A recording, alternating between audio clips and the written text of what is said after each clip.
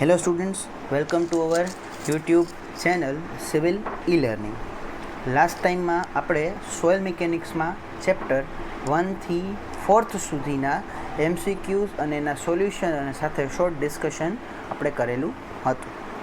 આજે આપણે એની પછીનું એટલે કે ચેપ્ટર નંબર 5th એનું સ્ટડી કરવાનું છે, એના MCQs છે, એનું સોલ્યુશન જોવાનું છે અને સાથમાં થોડું ઘણું શોર્ટ એનું ડિસ્ક્રિપ્શન પણ અહીંયા આપેલું છે.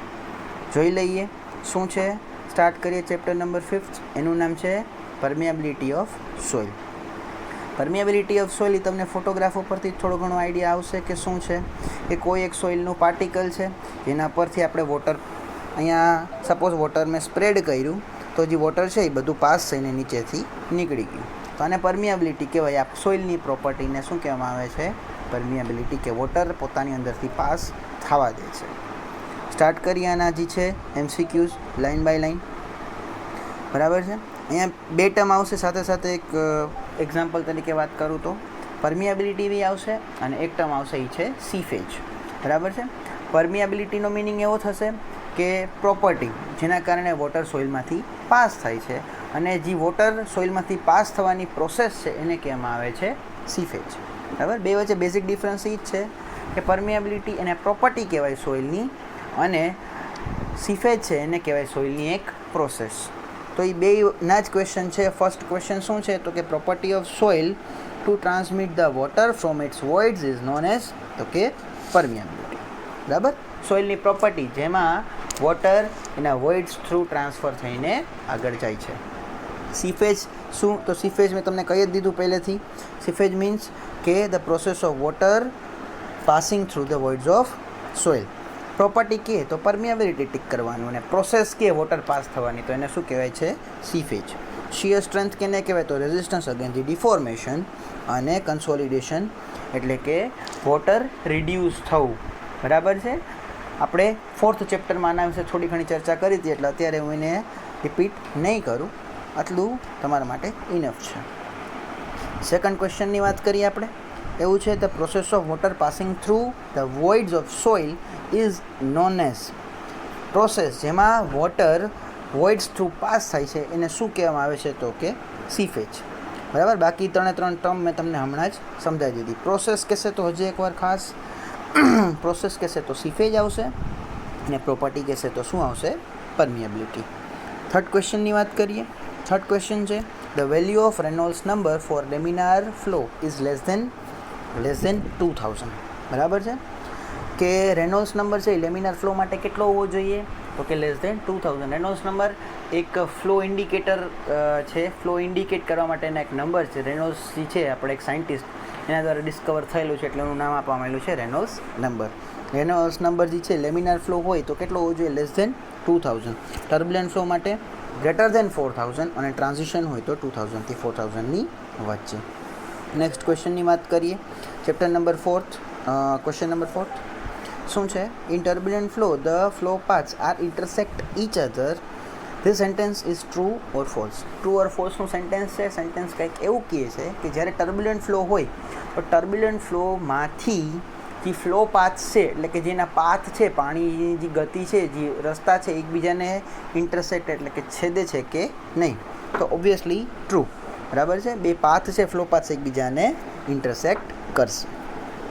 નેક્સ્ટ ક્વેશ્ચન છે આપણો 5th. Total head at any point in flowing fluid. Total head, બરાબર છે, at any point in flowing fluid is. એક ફ્લુઇડ ફ્લો થાય છે એના માટેનો ટોટલ હેડ કેટલો હશે? આના માટે આપણે હાઇડ્રોલિક્સ થોડું યાદ કરવું પડશે. 3 હેડ હતા આપણા પાસે. એક હતો ડેટમ હેડ, પછી એક હતો પ્રેશર હેડ, અને એક હતો વેલોસિટી હેડ. જો નીચે મેં થોડું ડિસ્ક્રિપ્શન પણ એનું આપેલું છે 6th ક્વેશ્ચનમાં.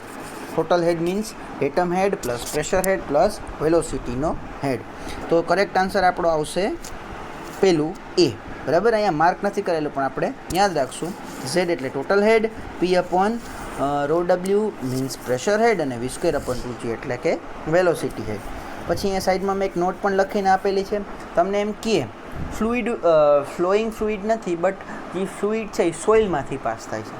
તો સોઇલમાંથી પાસ થતા ફ્લુઇડનો ટોટલ હેડ કેટલો થશે તો કે Z plus P upon rho W, which means કે આમાં વેલોસિટી હેડને ધ્યાનમાં લેતા નથી.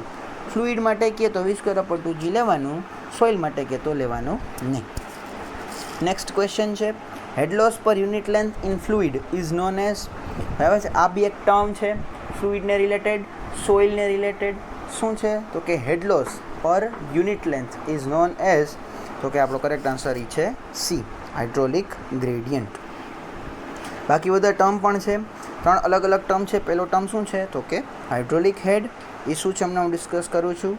પછી છે ટોટલ હેડ, એ તો આપણે હમણાં જોઈ લીધું, total datum plus pressure plus velocity. અને લાસ્ટમાં છે એ છે ડિસ્ચાર્જ વેલોસિટી, ડિસ્ચાર્જ પર યુનિટ એરિયા ઓફ સોઇલ. 3 ટર્મનું થોડું ડિસ્કશન લઈ લઈએ, short discussion. For an example કે અહીંયા એક છે, એક ટ્યુબ છે જેમાં વોટર ભરેલું છે અને આ બીજા લેવલે અહીંયા વોટર ભરેલું છે. ક્લિયર? તો અહીંયા સુધી એને ડેટમ કહું તો અહીંયા જે વોટર ભરેલું છે એની હાઇટ કંઈ કેટલી થશે h1 જેટલી, અને અહીંયા જે વોટર ભરેલું છે એની હાઇટ થશે h2 જેટલી. તો આ બે વચ્ચેનો ડિફરન્સ કંઈ કેટલો થયો? આ બે વચ્ચેના ડિફરન્સને શું કહેવામાં આવે છે? હાઇડ્રોલિક હેડ. એટલે કે આપણું જે પહેલો ઓપ્શન હતો એ ટોટલ હેડ આપણે સમજી ગયા. ડિસ્ચાર્જ વેલોસિટી એટલે શું તો કે આ સોઇલનો એક ક્રોસ સેક્શન હું લઉં, બરાબર, અહીંયાથી મેં 10 મીટર ક્યુબનું વોટર પાસ કર્યું 1 સેકન્ડમાં, અને એટલું અહીંયાથી પણ પાસ થઈ ગયું, બરાબર છે. તેને કહેવામાં આવે છે ડિસ્ચાર્જ વેલોસિટી, બરાબર છે. ડિસ્ચાર્જ પર યુનિટ એરિયા, એટલે આ આનો યુનિટ એરિયા અહીંયા થશે, બરાબર છે, અને આ એનો ડિસ્ચાર્જ છે 10 metre cube per second. 7th ક્વેશ્ચનની વાત કરીએ તો શું કહે છે 7th ક્વેશ્ચન કે in permeable soil pipe like shape is created by seepage of water in the foundation of dam and weir, and the structure is tends to fail due to this phenomena. It is known as તો correct answer છે એ છે piping. હવે આનું જે description છે પાછળ આપણી પાસે ફોટોઝ અવેલેબલ છે, તો એમાં ફોટોઝમાં જ આપણે એનું ડિસ્કશન જોશું, એનું ડિસ્ક્રિપ્શન જોશું. સીફેજ તમને ખ્યાલ આવી ગયો છે, બોઇલિંગ પણ આપણી પાસે ફોટો અવેલેબલ છે, અને સેટલમેન્ટ ઓફ ફાઉન્ડેશનનો પણ ફોટો અવેલેબલ છે. શું છે આપણે નેક્સ્ટ ફોટોમાં જોઈ લઈએ શું લખેલું છે, પાઇપિંગ ઓર ક્વિકસેન્ડ ઓર બોઇલિંગ. તો ફોર એન એક્ઝામ્પલ વાત કરું કે આ એક ડેમ છે, ડેમ અર્ધન ડેમ બનેલો છે, અને જે ડેમ બનાવેલો છે એ સોઇલ આખી કેવી છે તો કે પરમિએબલ, જેમાંથી વોટર પાસ થઈ જાય છે એવી છે, પરમિએબલ સોઇલ છે. તો વોટર જે છે એ રસ્તો બનાવશે, આ જે છે એની અપસ્ટ્રીમ સાઈડ છે, અને એ ઓલવેઝ કઈ જગ્યાએ આવવાનું ટ્રાય કરે? Downstream side. તો ડાઉનસ્ટ્રીમ સાઈડે આવવું હોય તો શું કરશે? જો અર્ધન ડેમ છે તો વચ્ચેથી પણ પાણી પાસ થઈને આવી શકે, અને એની પાસે બીજો રસ્તો છે એ છે અંડરગ્રાઉન્ડ, આવી રીતે બીજી બાજુ પહોંચવાનો. તો હવે તો અંડરગ્રાઉન્ડ વોટર પાસ થતો જશે તો શું થશે કે એક પાઇપ જેવું સ્ટ્રક્ચર ક્રિએટ થશે, અને જેના કારણે સ્ટ્રક્ચરનું ફેલિયર થવાના ચાન્સીસ છે. તો આ સ્ટ્રક્ચરની જે ફેલિયર થવાના ચાન્સીસ છે એને કહેવાય છે પાઇપિંગ. અને આ પાઇપ જેવું સ્ટ્રક્ચર ક્રિએટ થયું તો આ પાઇપમાં જે વોટર આવશે એની સાથે સાથે સોઇલનું પણ અમુક મટીરિયલ આવશે, અને આ જે સોઇલનું મટીરિયલ જે બીજી બાજુ અહીંયા ભેગું થતું જશે એને શું કહેવામાં આવે છે એ પ્રોસેસને એટલે ક્વિકસેન્ડ અથવા તો બોઇલિંગ. એક સાથે બે ટર્મ આપણે સમજી ગયા.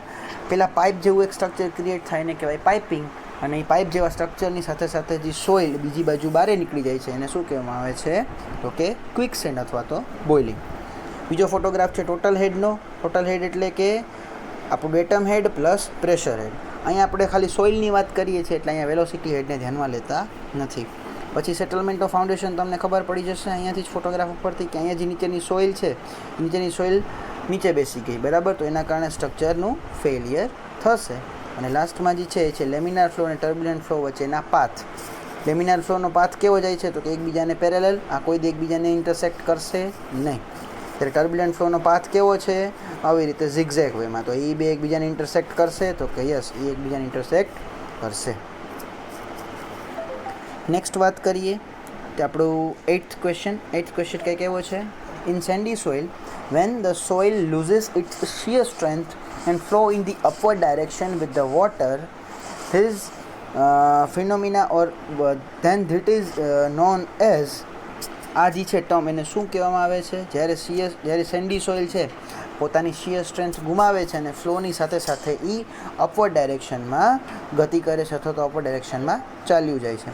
તમે આ પહેલાં જ ફોટોગ્રાફમાં જોયું કે આ જે છે નીચેની સોઇલ એ પરમિએબલ એટલે કે કેવી સેન્ડી સોઇલ એ પોતાની સ્ટ્રેન્થ ગુમાવે છે અને સ્ટ્રેન્થ ગુમાવવાના કારણે વોટર જે ડાયરેક્શનમાં જતું હતું ને એ ડાયરેક્શનમાં સેન્ડ ચાલી જાય છે. તો આ જે છે આખી પ્રોસેસ એને શું કહેવામાં આવે છે તો કે એના 3 નામ છે.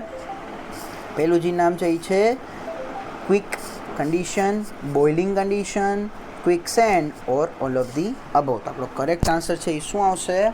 All of the above. Next question 9th.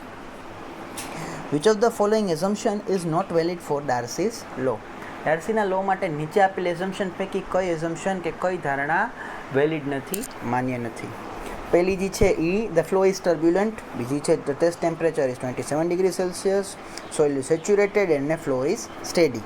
તો જે પહેલી છે એ વેલિડ નથી. Flow is always laminar for Darcy's test. ડાર્સીનો જે આપણે ટેસ્ટ કરશું પરમિએબિલિટી માટેનો, એના માટે ઓલવેઝ કેટલી હોવી જોઈએ તમારી, કેટલું હોવું જોઈએ? ફ્લો કેવો હોવો જોઈએ? Always laminar, test temperature always 27 degree Celsius, flow always કેવો હોવો જોઈએ? સેચ્યુરેટેડ, અને ફ્લો કેવો હોવો જોઈએ? સ્ટેડી. સેચ્યુરેટેડ એટલે 100% વેટ, અને સ્ટેડી એટલે આપણે ટાઈપ આવતા હતા ફ્લોના, સ્ટેડી અનસ્ટેડી, બરાબર છે એ ટાઈપનો. પછી નેક્સ્ટ ક્વેશ્ચન છે for given soil put them in ascending order on the basis of permeability. પરમિયાબિલિટીના આધારે નીચે આપેલી સોઇલને આપણે ચડતા ક્રમમાં ગોઠવવાના છે. સૌથી ઓછી પરમિયાબિલિટી હોય સૌથી પહેલાં આવશે, અને સૌથી વધારે પરમિયાબિલિટી હશે એ કેવા આવશે? સૌથી લાસ્ટમાં. તો સૌથી વાત કરીએ પહેલાંમાં પહેલી, સૌથી ઓછી પરમિયાબિલિટી આમાંથી કેની હશે? સૌથી ઓછી પરમિયાબિલિટી હશે આમાંથી તમારા ક્લેની. ક્લેની પરમિયાબિલિટી કેવી હશે? ખૂબ ઓછી. ક્લેના પાર્ટિકલમાંથી તમે પાણી પાસ કરવાનો ટ્રાય કરશો તો પાણી પાસ થશે નહીં. કેવું થઈ જશે? પાણી સ્ટીક થઈ જશે, જમા થઈ જશે. એટલે સૌથી ઓછી પરમિયાબિલિટી કેની છે? તો કે ક્લેની. પછી એનાથી ઓછી પરમિયાબિલિટી કેની છે? તો કે ક્લિફની. ખડકો, પથ્થરો માટે બી પાણી પાસ નથી થવાનું, બરાબર છે. એટલે સેકન્ડ નંબરે શું આવશે? ક્લિફ. થર્ડ નંબર આવશે ફાઇન સેન્ડ. એની પરમિયાબિલિટી થોડી વધારે હશે, બરાબર છે. ક્લેની સૌથી ઓછી, એનાથી થોડી વધારે ક્લિફની, એનાથી થોડી વધારે સેન્ડની, અને એનાથી સૌથી વધારે કેની આવશે? કોર્સ ગ્રેનની. તો જે કરેક્ટ ઓર્ડર છે એવું છે, આવું કંઈક આવશે 4, 3, 1, 2, બરાબર છે. એટલે પેલો જે આમાં છે ને એકચ્યુઅલીમાં અમારા ઓપ્શન મૂકવામાં ભૂલ થઈ ગઈ છે. આ કરેક્ટ ઓર્ડર છે, તો આ કરેક્ટ ઓર્ડર આપણે યાદ રાખશું. 11th ક્વેશ્ચનની વાત કરીએ. The discharge of water per unit area of voids of soil is known as. Discharge of water per unit area of voids. ખાસ યાદ રાખજો, અહીંયા 2 વેલોસિટી આવે છે. આપણે હમણાં જ જોઈએ એક ડિસ્ચાર્જ વેલોસિટી, અને એક છે એ છે સીફેજ વેલોસિટી. તો બેમાંથી કઈ વેલોસિટી ક્યારે લેવી? જ્યારે તમને એમ કે ને ડિસ્ચાર્જ પર યુનિટ એરિયા, તો ડિસ્ચાર્જ વેલોસિટી. પણ આમ કે ડિસ્ચાર્જ પર યુનિટ એરિયા ઓફ વોઇડ્સ, તો વોઇડ્સ માટે કઈ આવશે? સીફેજ વેલોસિટી. ખાલી અહીંયા વર્ડ્સ યાદ રાખવાના છે. યુનિટ એરિયા ઓફ વોઇડ્સ કહેશે તો સીફેજ વેલોસિટી, અને ખાલી યુનિટ એરિયા કહેશે તો કઈ? Discharge velocity. નેક્સ્ટ ક્વેશ્ચનની વાત કરીએ. Question number 12th. Which of the following engineer is proved that in saturated soil the flow rate of laminar flow is proportionate to its hydraulic gradient. કયા ઇન્જિનિયરે એવું prove કર્યું કે જ્યારે સંતૃપ્ત સોઇલ હોય, સંતૃપ્ત માટી હોય, ત્યારે જે ફ્લો રેટ હોય, લેમિનાર ફ્લોનો જે ફ્લો રેટ હોય એ એના હાઇડ્રોલિક ગ્રેડિયન્ટના સમપ્રમાણમાં હોય છે? તો આ જે છે એ કોણે પ્રૂવ કર્યું? તો કે ડાર્સીએ, બરાબર છે. Flow rate is directly proportionate to its hydraulic gradient. એટલે કે ફ્લો રેટને આપણે ઇન્ડિકેટ કરીએ ક્યુથી, is directly proportionate to hydraulic ગ્રેડિયન્ટ. હાઇડ્રોલિક ગ્રેડિયન્ટને આપણે આઈથી ઇન્ડિકેટ કરેલું હતું, અથવા તો વેલોસિટીને. Velocity is directly proportionate to I. આ કોને પ્રૂવ કર્યું? તો કે ડાર્સીએ. નેક્સ્ટ વાત કરીએ. Darcy law is valid for, આપણે ખબર પડી ગઈ, હમણાં જ વાત કરી હતી કે લેમિનાર ફ્લો માટે જે વેલિડ છે, ટર્બ્યુલન્ટ ફ્લો અને ટ્રાન્ઝિશન ફ્લો માટે વેલિડ નથી. નેક્સ્ટ વાત કરીએ. 14th question. With the increase in the grain size of soil, the permeability is dash dash, and with the increase in void ratio, permeability is. તો આ પરમિએબિલિટીને કયા કયા factors effect કરે છે એના ઉપરથી ક્વેશ્ચન છે. કે ફોર એન એક્ઝામ્પલ હું વાત કરું કે આ જે એક બેગ છે અહીંયા ગ્રેવલ છે અને આ જે બેગ છે એમાં સેન્ડ છે. પાર્ટિકલની સાઇઝ કેમાં વધારે છે તો કે ગ્રેવલમાં, અને પાર્ટિકલની સાઇઝ નાની કેમાં છે તો કે આ રીતે સેન્ડમાં. આમાંથી પાર્ટિકલની સાઇઝ વધવાના કારણે વોટર પાસ જલ્દી આમાંથી થશે કે આમાંથી?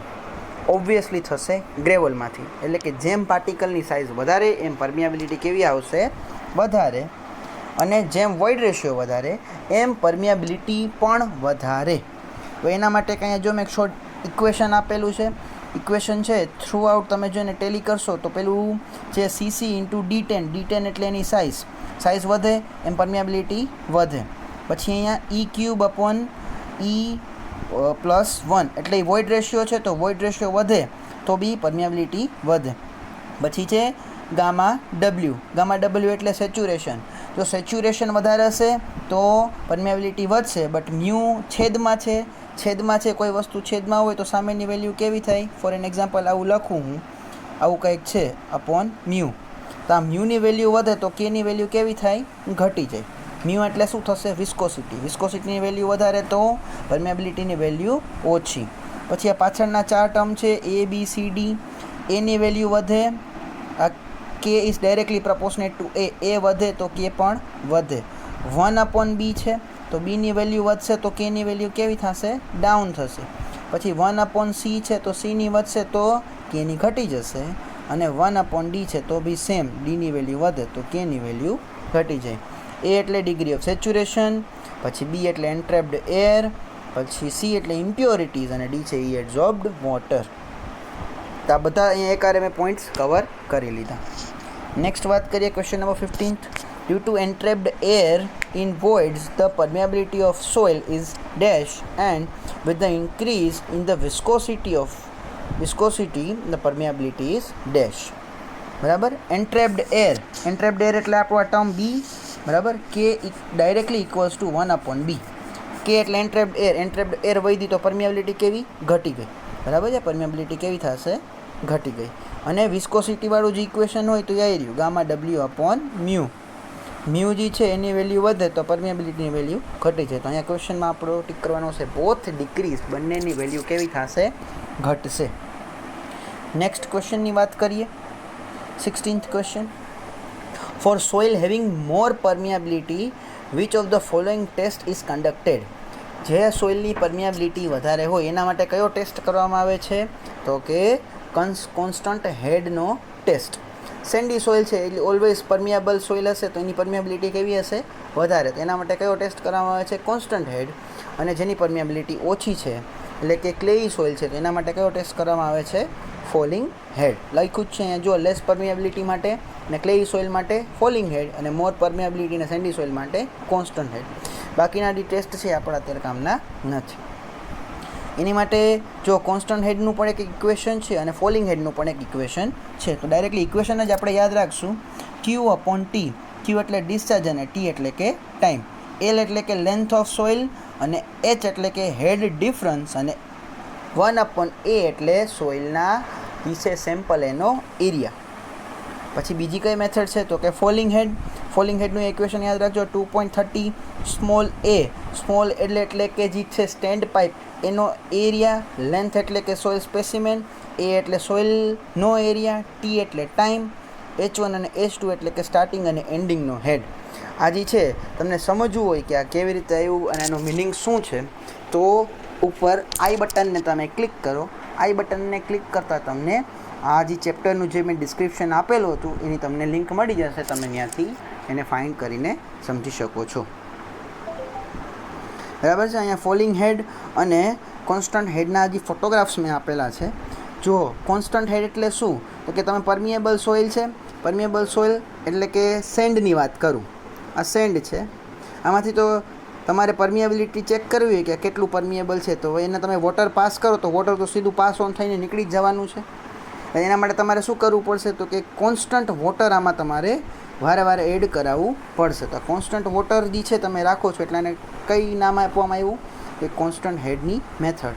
પણ જ્યારે તમે સોઇલમાં ક્લે લ્યો તો ક્લેની પરમિયાબિલિટી ઓછી છે, એટલે એમાંથી પાણી ધીમે ધીમે ધીમે પાસ થશે. એટલે પહેલાં કંઈક હેડ હતો સ્ટાર્ટિંગનો, સેકન્ડ કંઈક હેડ છે એન્ડિંગનો, બરાબર છે. તો એ બેને કેલ્ક્યુલેટ કરીને આપણે મેથડ લેવાની છે. એટલે હેડમાં ઘટાડો થાય છે એટલે આને શું કીધું? ફોલિંગ હેડની મેથડ. પછી question number 19th, the path in which particle of water passing through soil is known as. શું કહેવામાં આવે છે? હવે આ જે છે એ આ બધા જ ક્વેશ્ચન છે એ રિલેટેડ ટુ ફ્લો નેટ છે. ફ્લો નેટ શું છે? તો ફોર એન એક્ઝામ્પલ આ એક ડેમ બનાવ્યોમાં અહીંયા મેં ડેમમાં તમને ખ્યાલ છે કે આ અપસ્ટ્રીમ સાઇડ છે અને આ ડાઉનસ્ટ્રીમ સાઇડ છે. વોટર શું કરશે? તો કે અપસ્ટ્રીમથી ડાઉનસ્ટ્રીમ તરફ જવાનો ટ્રાય કરશે. તો એક રસ્તો થયો, આ બીજો રસ્તો થયો, આ ત્રીજો રસ્તો થયો.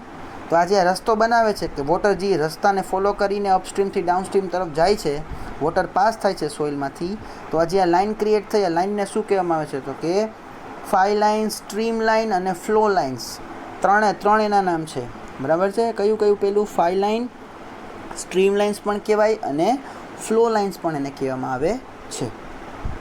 20th question, for water flowing from soil between the different flow lines with a constant head is known as. જે વોટર ફ્લો થતો હોય, બરાબર છે, અને ડિફરન્ટ ફ્લો લાઇનની વચ્ચેથી કોન્સ્ટન્ટ હેડથી ફ્લો થતો હોય, તો એને શું કહેવામાં આવે છે? આપણે જોઈ લઈએ શું કહેવામાં આવે છે. ફોર એન એક્ઝામ્પલ વાત કરું કે આ પાછો ડેમ આપણે કન્સિડર કર્યો અને અહીંયાથી આ વોટર પાસ થાય છે, બરાબર છે. અને અહીંયા જ્યારે અપસ્ટ્રીમ સાઈડમાં પહેલાં જ્યારે વોટર હતો ત્યારે એનો હેડ કેટલો હતો? તો કે હું કહું કે H1 જેટલો હતો. અહીંયા પહોંચશે આ લાઇન ઉપર ત્યારે એનો હતો H2. આ લાઇન પર પહોંચશે ત્યારે એનો હેડ થઈ જશે H3. આ લાઇન પર પહોંચશે ત્યારે એનો હેડ થઈ જશે એ છે H4. તો હેડ કોન્સ્ટન્ટ રહે છે આ લાઇનની થ્રુમાં. અને આ જે છે આ આખી લાઇન જે અહીંયા ક્રિએટ કરી મેં, જે બધા હેડ કેવા છે એના ઇક્વલ. તો આ લાઇનને શું કહેવામાં આવે છે? એને કહેવામાં આવે છે સાઈ લાઇન્સ અથવા તો ઇક્વી પોટેન્શિયલ લાઇન. બંને એના નામ છે. આવડશે? જેમના હેડ સરખા હશે, બરાબર, કોન્સ્ટન્ટ હેડથી પાણી પાસ થતું એને લાઇન ક્રિએટ કરે એને ઇક્વી પોટેન્શિયલ લાઇન કહેવાય. અને જે રસ્તા ઉપરથી પાણી પાસ થાય એ પાથને અથવા તો એ લાઇનને કહેવામાં આવે છે સ્ટ્રીમ ફ્લો અથવા તો સાઈ lines. Next question 21, the head loss between two consecutive equipotential line is known as. Okay, શું કહે છે? વળી પાછા આપણે ડેમનું એક ફિગર છે એ ક્રિએટ કરવી પડશે.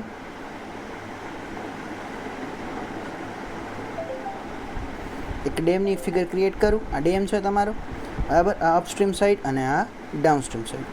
અહીંયાથી વોટર પાસ થાય છે. આ લાઇન છે એ છે ફ્લો લાઇન્સ. પછી સેમ હેડવાળી લાઇનને કહેવાય ઇક્વી પોટેન્શિયલ લાઇન. તો જુઓ, આ લાઇન ઉપર હેડ કેટલો હતો? H1. આ લાઇન ઉપર હેડ કેટલો થઈ ગયો? H2. આ લાઇન ઉપર હેડ H3. આ લાઇન તો ત્યાં છે હેડ H4. તો આ H1 થી H2 વચ્ચે કંઈક હેડનો લોસ થયો, H2 થી H3 વચ્ચે કંઈક હેડ લોસ થયો, H3 થી H4 વચ્ચે કંઈક હેડ લોસ થયો. તો આ જે આ હેડ લોસ થયો આ બે હેડ વચ્ચે, બરાબર, બે ઇક્વી પોટેન્શિયલ લાઇન વચ્ચે, એને શું કહેવામાં આવે છે? તો એને કહેવાય પોટેન્શિયલ ડ્રોપ. એને આખી વસ્તુને શું કહેવામાં આવે છે? Potential drop. એના સિવાયના પણ બે જે છે ટર્મ એને મેં તમને ડિસ્ક્રાઇબ કરેલું છે. ફ્લો નેટ એટલે શું?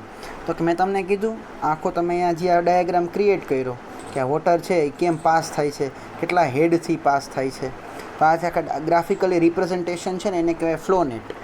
પછી આ એક ફ્લો લાઇન અને બીજી ફ્લો લાઇન વચ્ચેની જે જગ્યા છે, આ સ્પેસ છે, એને શું કહેવામાં આવે છે? Flow channel. પછી આ એક ઇક્વી પોટેન્શિયલ લાઇન અને આ બીજી ઇક્વી પોટેન્શિયલ લાઇન વચ્ચે હેડના ડિફરન્સને કહેવામાં આવે છે પોટેન્શિયલ ડ્રોપ. અને બે ઇક્વી પોટેન્શિયલ લાઇન અને બે ફ્લો લાઇન્સ વચ્ચે જે આખું ગેપ ક્રિએટ થયો, બરાબર છે. પાછું એક તમને બતાવી દઉં. આ ફ્લો લાઇન્સ છે અને આ કઈ લાઇન છે?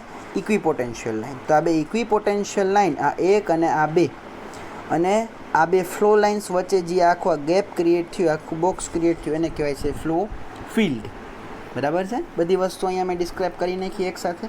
જો અહીંયા લખ્યું છે મેં લાસ્ટ ક્વેશ્ચન એના ઉપર છે, water flow through soil in a grid created by the line series of flow lines and equipotential line is known as તો કે ફ્લો ફિલ્ડ.